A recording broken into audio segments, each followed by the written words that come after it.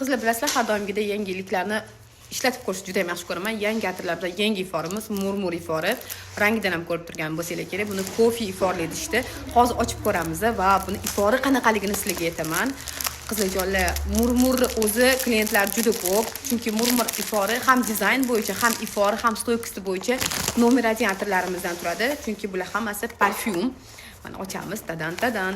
Kimgadir sovg'a qilsanglar ham, dizayni ham, o'zi ko'rinishi ham chiroyli. Wow! Qizlar, mana qaranglar, go'zalligini. Zo'ra.